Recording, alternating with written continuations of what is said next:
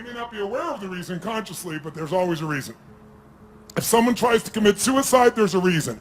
If someone tries to hurt someone else, there's a reason. If someone is willing to work 18-hour days, there's a reason. If someone doesn't want to work, there's a reason. Now, here's the good news. Having dealt with literally tens of millions of people from hundreds of countries, or more than 100 countries to be accurate, I could be an idiot at this point and have to see there are patterns. There are patterns that'll make you angry and patterns that'll make you sad. There are patterns that'll excite you. There are patterns that'll make you grateful. There are patterns that'll make you completely worried all the time. There are patterns that'll make you feel so absolutely certain you can run through an effing wall.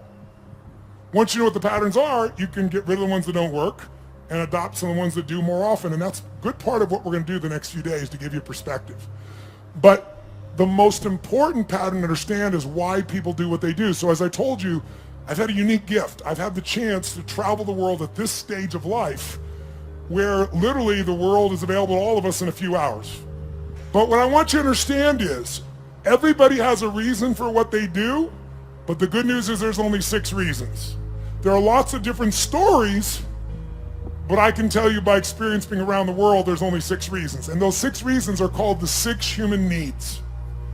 And I'm going to walk you through these. Now I need you to manage your state for the next few minutes because we're going to go a little deeper on content, but we're going to do it only so in the future for the next 3 days when somebody stands up, you're going to look at them and you're going to go, what's driving them? And I'm going to ask you which of these needs are driving them. Because once you know what drives somebody, you know how to meet their needs. Or you can predict their behavior and see whether or not they're the right corporate match, personal match, intimate match, because you have to understand it. So what are these 6 needs? They are not goals. They are not desires. If you travel with me around the world, you'll see every culture has different goals, everybody has different desires, but we all have the same needs. What are they? Number 1 is the need for certainty. Certainty. Now what the hell is certainty? Certainty is a survival need. We all need to feel certain that we can avoid pain and that ideally we can have some comfort. Why? Because continuous pain would mean continuous damage. Continuous damage eventually means death. So the need for certainty is built into every human being, and I'm going to show you now in the next few minutes, if you stay with me, and I really need you to, so make sure you sit up in your chair and focus on this area, because after this we're going to kick in gear again, but right now you got to take this in. It'll be so valuable, not just for this weekend, but for your life. All human beings have the same 6 needs, so why do we behave differently? Because the only thing different in people is 2 things. We all have the same 6 needs, but we don't value them equally. Some people, certainty is the number 1 thing they value. And if they're certainty driven and you try to change anything, they freak out. They get fearful or they get angry or they get pissed off because what matters most to them is keeping things the same way where they feel like they're in control. Raise your hand if you follow. That's an example. Some people, they value love much more than certainty. Some people value certainty more than love. So even though they love you, if they don't feel certain, they won't open completely. Right? Just as one example.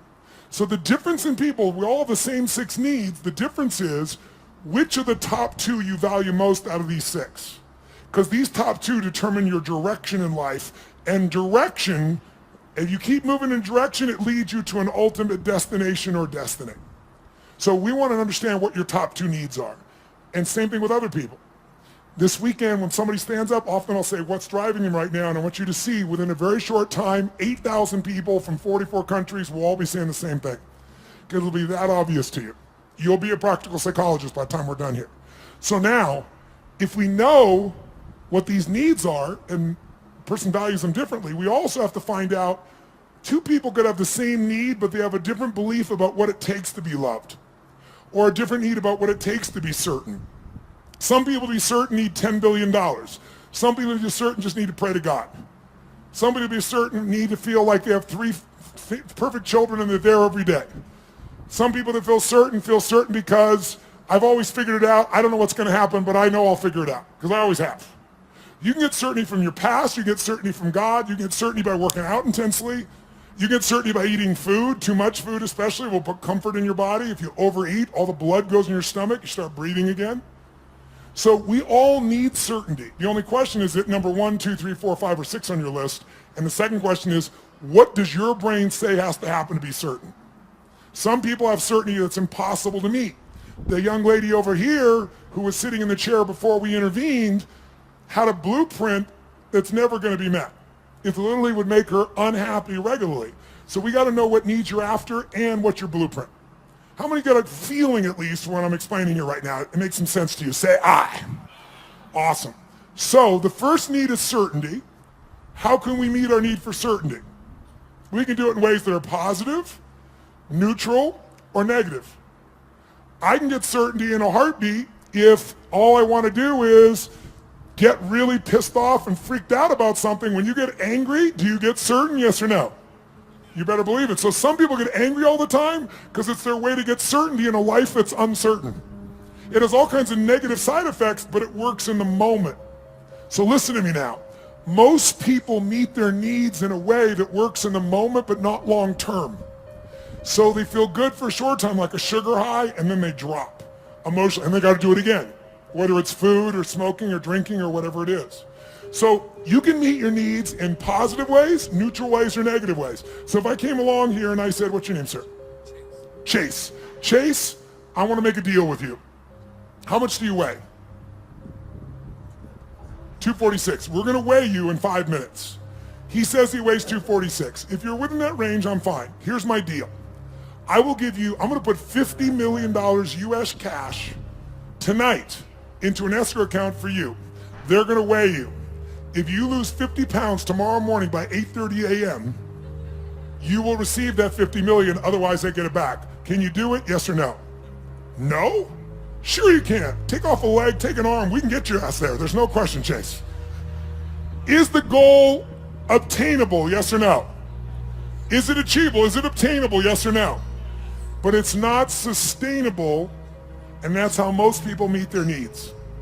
They use a drug or alcohol or food or cigarettes or something to get comfortable, to get certainty back. But the problem is it has side effects long term. Works in the short term, doesn't the long term. Raise your hand if you follow. Say I. So you could get certainty by overeating or smoking or drinking. What happens when you smoke a cigarette? Take a deep breath in and you blow it out nice and long and slow, full exhale.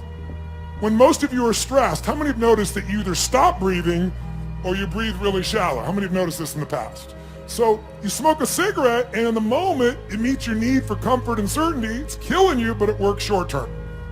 That's how most people live their life. You can get certainty by working out. If you go on a run really intensely, or you go lift weights, and you push yourself, and all that blood starts pulsing through you, do you feel certain, yes or no? And what's the downside? Zero. So there are ways to meet your needs that are empowering, neutral, or disempowering. The parts of our life we don't like are problems. Why would we keep a problem? We're all capable of solving it. Why would we keep a problem? The only reason you have a problem that's stuck around is because it meets some of your needs. Not all of them, or you wouldn't want to get rid of it. But enough of them that it makes it hard to give up.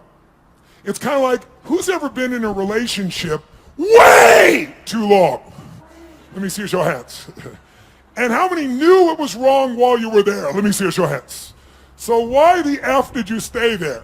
Because of the uncertainty. Because, well, I'm not thoroughly happy. I'm kind of unhappy, but I might be worse if I was totally alone. What if this is the best one I'm ever going to get and I screwed it up? But what happened was most of you had that feeling, talked yourself back down into the relationship multiple times until one day you hit a threshold where your brain went, it was painful in the past, it's painful in the present, it's going to be painful in the future, I'm out of here. Who's done this before? Say I. So there is a threshold that we can find, and if we find that threshold, we can break through it pretty damn easily. We can shift, we can get to where we really want to go. So what I want you to get is, of these 6 needs, we all find a way to meet them. The only difference again is which are your top 2 out of the 6, and I've told you certainty so far, and what are your beliefs or rules or what's your blueprint of how to get that? Her blueprint was please everybody, which is impossible, so it won't work. Raise your hand if you follow, okay? So let's take a look. What's the second human need? Well, first of all, you can get certainty in so many ways. You get certainty by praying to God. You can get certainty by doing a ritual the same way every time. You can get certainty by lowering your expectations, saying nothing ever works, nothing ever will, everybody screws things up. You'll lose your dream, but you'll gain your need. By the way, jot this down. People will give up their goals and dreams to meet their needs. People will give up their goals and dreams. They'll even give up their own values to meet their needs. I'll give you an example. How many of you in this room consider yourself to be an honest person, very honest person? Raise your hand if you consider yourself to be very honest. Raise your hand nice and high. Okay, drop your hand. Raise your hand if you lie. Let me see your hands if you lie. You can explain it to me, will you? Here's how it works. See, in your mind, you know who you are. Why would someone lie who values honesty? No one told you to be honest. You want to be honest. Because if you think being honest is going to cost you one of your needs like love or certainty, you'll lie. You call it a white lie, but you'll lie. Who knows what I'm talking about? Now, there's some people that never lie because they value certainty of always telling the truth so much. Right? It has to do with their rules or their belief structures. Does this make sense? So tell me something. You can meet the need for certainty so many ways, right? So here's the question. You can go ahead. Here's the question. What if you were certain every moment of your life what was going to happen before it happened? What if you knew what people are going to say before they're going to say it? What if you could feel what they're going to feel? What if you knew every moment before it happened what people are going to say and do? In the beginning, that would feel really exciting. But after a while, if you know what's going to happen, when it's going to happen, how it's going to happen, tell me what you're going to feel after a while. What are you going to start to feel? Tell me. What? Bored out of your mind. That's why God, in her infinite wisdom, gave us a second human need. And that second human need is uncertainty. We have a need for uncertainty. We have a need for surprise. We have a need for variety. In fact, what's the phrase? Variety is the what of life? Spice of life. Now, how many of you in this room, raise your hand, how many of you in this room love surprises? Raise your hand if you love them. Say I. Both. You love the surprises you want. The surprises you don't want, you don't want. You call them problems, don't you? So don't tell me you like surprises. You like the surprises you want. Here's my point. Can you meet more than one need with the same action or emotion or belief system? Yes or no? Write this down. Anytime your mind perceives that doing something, anytime your mind perceives that doing something, believing something, or feeling something meets at least 3 of your needs, so anytime your mind perceives that doing something, feeling something, or believing something meets at least 3 of your needs, then you will become addicted to that thought, that feeling, that emotion, or that action. You can be positively addicted or negatively addicted, but you're going to be addicted. Anytime your brain perceives that something you believe, do, or feel meets 3 of your needs, you'll get addicted to it. Now, I'm going to show you why this is important. Let's look at 2 needs for a second. Is it possible to meet your need for certainty and uncertainty simultaneously, even though they're opposite needs, yes or no? I'll give you an example. Who here has ever rented a movie that you've already seen? Let me see a show of hands. Get a life. Now, I've done it too. Why would we rent a movie we've already seen? We'd rent it, why? Because we've seen it before, so we're certain it's good, and we're hoping it's been so long we forgot enough that it'll be variety when we watch it again. Who knows what I'm talking about here? Say I. So you can meet both needs, but if you meet 3 needs, you'll become addicted to that behavior. Whether it's a good behavior or bad behavior, doesn't matter. It'll be a positive addiction or negative addiction, but you'll be addicted. So let me give you, how do you get variety? You get variety in positive ways, negative ways, or neutral ways. You get variety by learning, growing, taking on a new goal, a new challenge. You can get variety through a conversation with a friend. You get variety by praying to God. There's so many ways to get variety, aren't there? But you can also get variety in negative ways. You can smoke a joint, and maybe that's not a negative way, but it sure will change your state. But it has side effects, right? During that time, you're not going to function maybe at the same peak or understanding. Or some people use other things, cigarettes, alcohol, anything. There's so many ways to get variety. The question is, are your ways positive, neutral, negative, or empowering? How many follow? Because we all have ways of getting that variety, that uncertainty. So here's what I want you to do. Third human need is significance. The need to feel unique, the need to feel special. Yes, I hope that picture makes you feel special. Okay? The need to feel unique, special, important. Who has the need to be needed, to feel special, unique, and important? Who do you think has that need? Who has it? Tell me who. What about people who say, I don't want to be special? Do they still want to be special, yes or no? You bet your ass they do. Thou protest too much. Now, they don't want to be so special that you attack them. They might want to stay undercover, so to speak, but they still want to feel special. They want to feel unique. They want to feel needed. They want to feel important. So there are lots of ways to feel special. You can do it by working your ass off, taking huge risks and achieving something to feel special, or you can tear down everybody else that's trying to build something. Because there's two ways to have the tallest building in town. One is work your ass off, take risks, build the tallest building. The other one is blow up everybody else's building. And by the way, which one's faster? Which one's easier? Which takes less intelligence and less money? Tearing shit down. It happens faster. So that's why we've always had violence. And we always will unless there's a consciousness change. If I live in a tough part of the community, I'm in the hood, and you can walk through my community and you don't notice me, and I feel insignificant, I might take things into my own hands to feel significant. If all of a sudden I put a gun to your head, tell me on a 0 to 10 scale, how certain am I you're going to respond to me now when I put that gun to your head, 0 to 10? 10 is absolute, 0 is not at all. Where would you put it? Quick. Yeah, 100. Is it true? But also, when I put my gun to your head, how significant am I to you in your life, even if you didn't know me a minute ago? If I got a gun to your head, how significant am I, 0 to 10? 100. I'm the most significant thing in your life, and a moment ago you didn't know I existed. And I don't need any intelligence, I don't need background, I don't need education, all I need is a gun and the will to do it. Oh, by the way, just in case there's not enough there to be an addiction, when I put that gun to your head, every time that happens, it's going to be a different game. I know you're going to respond to me, I know I'm significant, but what you're going to say and do is different, so I get variety. So you meet 3 needs, but violence doesn't end there. Because the 4th human need is connection and love. And most people are too afraid to love because they've loved and been disappointed, or they've loved and then lost the love, and it was so painful that now they settle for the crumbs of connection because that's safer. So it's a form of the need, but a low level of the need, but it's still part of the need, and we got to meet it. So if you're going for connection and love, if I cut my gun to his head, on a 0 to 10, I'm a 10 of certainty, I'm a 10 of significant to him, I'm going to have a ton of variety, but are we also connected in a sick way, but deeply connected in this moment, yes or no? On a 0 to 10, how much connection is there between our lives at this moment when I put the gun there? 100. How many follow this? Say aye.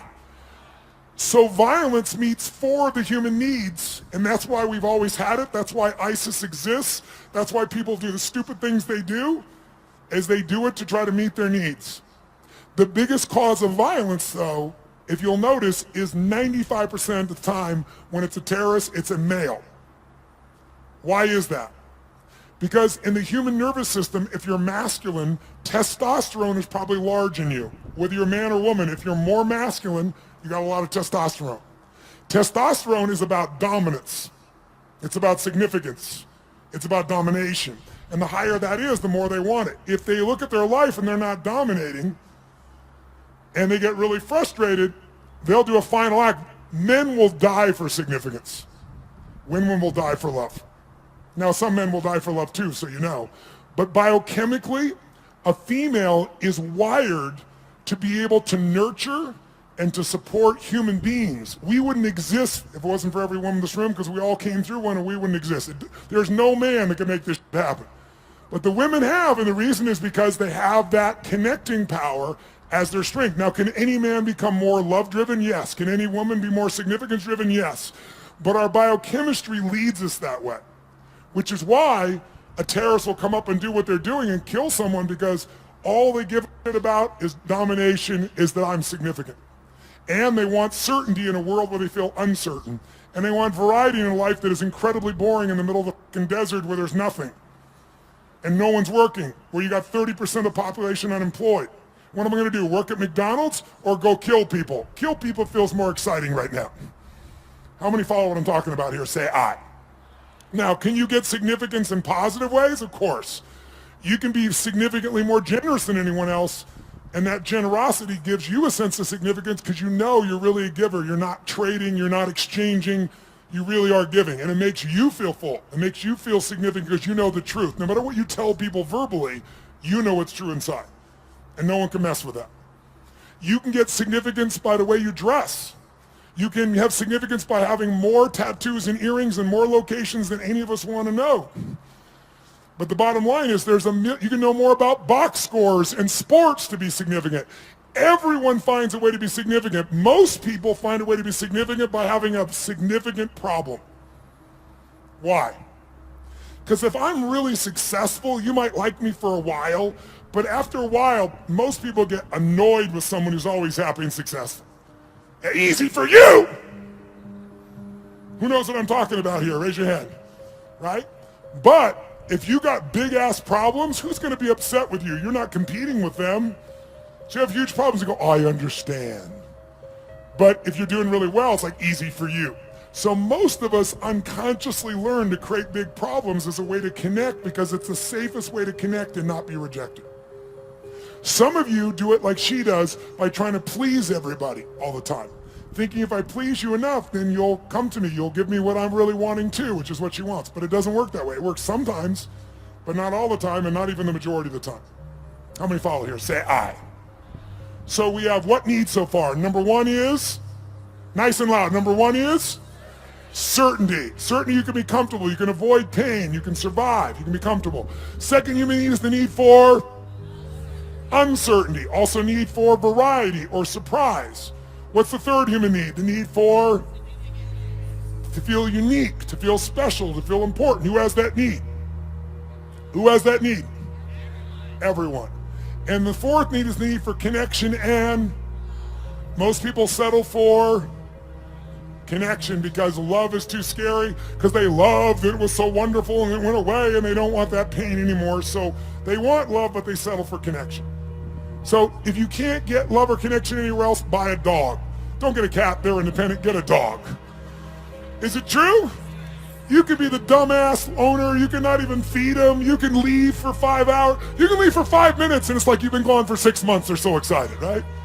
So anyone can feel connection and love. You can do it through prayer, you can do it through good gifts, you can do it by dressing special, you can do it by having big problems. The only question in life is not whether you're gonna meet your needs. The only question is how. And is it obtainable or sustainable? Is it empowering, neutral, or negative? And if you want to change your life, willpower never lasts. But when something meets more of your needs, it's effortless. If you want to know what the biggest addiction is in our culture, it's not alcohol, it's not some form of prescription drug, it's not an illicit drug, it's problems. Because problems allow us to try to deal with our deepest fear that we're not enough and we won't be loved by saying it's not me, it's this problem. It's just that I have ADHD, it's just that I've been through this, it's just, so most people meet their needs through problems. Unfortunately, they don't meet their deepest needs, because up until now, we've described the first 4 needs, which are the basic needs of your personality. But everyone, by the way, finds a way to meet these first 4 needs. Even if you have to lie to yourself, if you got to work 20-hour days, you will find a way to meet your need for certainty, uncertainty, significance, even if it's just you have worse problems than anybody else, connection to yourself, you will find a way. But the final 2 needs are the needs that create fulfillment, and they are the spiritual needs, not religious, but spiritual. The 5th human need is growth. We've already said it. We grow or we what? There's no way around it. If your business isn't growing, it's dying. If your relationship isn't growing, it's dying. There are no plateaus in this life. Who's with me here? Say I. So growth is life. And if you want a one-word key to happiness, I'll give it to you right now because it's real obvious having worked with millions of people. Progress equals happiness. If you're not even where you want to be, you're still overweight, you're still financially struggling, you're still not where you want to be in your career, but you start working out. You haven't lost the weight yet, but you start feeling better, you start making progress. Or you start to change that business. Still not there yet, but you're making progress. or change that relationship or change your body or change your health. Anytime you start making progress, your happiness will go through the roof. Anytime you achieve things and you don't set up something new to go for quickly, you'll lose momentum, and in a short time you won't be so happy. Because the law of familiarity will come in, and this thing that once was this big dream will now just be something that you're used to. So the purpose of a goal is not to get the goal. The purpose of a goal is who we become to achieve it. What you get will never make you happy. Who you become will make you very happy or very sad, depending upon how you approach it and what you do with your life. So our approach here is we want to grow. And then the sixth human need is the need for contribution, the need to step out of ourselves. See, how many of you in this room, when something great happens, how many of you can't help yourself, you immediately want to share that with somebody you love? How many immediately that's your first thought? Say, I. Why? Because you can only feel so much yourself. I don't care if it's sex, drugs, rock and roll, whatever it is, there's only so much pleasure you can internally have. You want to share that concert with someone. You want to share that experience with someone, because by sharing it becomes more. It's more than just you. Growth and contribution are our fifth and sixth needs. They are our spiritual needs. They are the needs that fulfill us. Everybody finds a way to feel somewhat certain, some variety, some significance, even if they got to tear people down, some connection. But very few people grow continuously and contribute continuously, which is where all the joy is. How many follow here? Say I.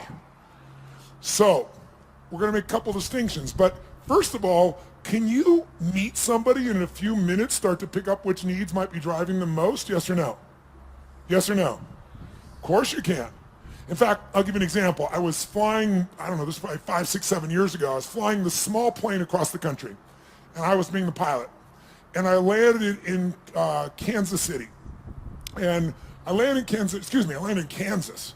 And I'm in this little airport in Kansas, and I get out of the plane, and this young man comes running out, and he's like so enthusiastic and so, just such a sweet, good soul. You know, you immediately got a great hit off this kid. And he says, what can I do for you? I told him I'm just flying through, I just need to refuel. He goes, how much do you need? I said, just fill her up. He goes, no problem, I leave. As I leave him, come around the plane to walk up the steps to go into the FBO, the fixed-based operation where I'm stopping for the moment, I'm going to go up and use the facilities, and there's a young girl sitting on the stairs here, and she looks really intense. She's gothic, you know, that goth makeup. She's got, I don't remember the exact number, but like 15 earrings on one ear, one through the nose, really intense-looking little character. So I noticed her on the way in, and as I walk up the steps, I walk by her and go inside, and when I came back out, the steps are really wide, so I sat on the step just beside her. She's like one person away, and she looks up at me and goes, what do you want? I said, what do you want? She said, nothing. I said, nothing. And then we just sat there. She's like, in her space. And I said, actually, there is something I'd like to know. I said, you don't have to tell me, but I'm going to leave here in a few minutes. You're never going to meet me again. Is that your boyfriend out there? She goes, well, sort of. Like she wants him to be, right? I said, that's nice. I said, he seems like a really, really nice kid. He's not nice. He's strong, she tells me. I say, okay, well, I think he's strong and nice. She said, well, maybe he is. I said, I'm going to leave in a couple minutes, but I'm just curious. I said, how old are you? She goes, what does it matter? I said, it doesn't, and I'm about to leave, so why don't you tell me? She said, I'm 13, and I about fell over. I mean, this girl, 17 would be the youngest I'd put her, totally made, makeup made up in every detail, right? So I'm like, wow. She goes, are you surprised? I said, yeah, I'm really surprised. She goes, did you think I was older? I said, yeah. I said, and that kind of saddened me a little bit for you. She said, what? I said, I don't know. I said, I'm curious. I'm going to leave here in a few minutes. She goes, you're curious about a lot of things. I said, I am. I said, how come, and I'm making up the number, it may have been 13, but it was more than 12. How come's 13 or 15 earrings? And she says to me, because everybody else has 5. Now, if I don't tell you anything else about this young lady, what would you say is the number one need that's driving her at this stage of her life right now? Nice and loud, go. Which one, nice and loud? How many said significance? Raise your hand. Absolutely right. You can see it easily. But people are driven by more than one thing. And as I'm watching her in this really tough-ass approach and thinking about how she's adapted to be unique and significant, I look down and I see she has a keychain, and it's a Tigger keychain. You know Tigger, the Disney character, Winnie the Pooh Tigger. And I go, cool keychain. And she goes, yeah. And all of a sudden I saw a little girl there for a second. And I said, Tigger, I said, where'd you get that? She goes, well, my dad got it for me. And she, all of a sudden, there's a 13-year-old girl there. It's totally amazing. And I said, really? She goes, yeah, I really love Tigger. I even have Tigger curtains, and I have a Tigger sheets. I mean, it's embarrassing, but I love Tigger. So tell me something. This woman's need, she meets her need for significance by doing what? Being gothic, being different than everybody else, 15 earrings, tough ass, makeup, but she's still a little girl and she has another need called certainty and comfort. And where does she get that? Tigger and her dad. And you can see it right there in front of you. After this weekend, you will never see the world the same way if you stay awake. Instead of seeing people's behaviors, you're going to see their attempts to meet their needs. And when people do stupid things, they're just starving to meet their needs, and they're finding something that isn't very effective, or it's effective short term, but hurts them long term. And because you've done this, you can have compassion. How many of you have something on your list, more than one, where you're doing dumbass things to meet some of your needs, and even though it doesn't meet all your needs, it meets some of them, and so you keep doing it? Let me see your hands here. Say, I. So we want to shift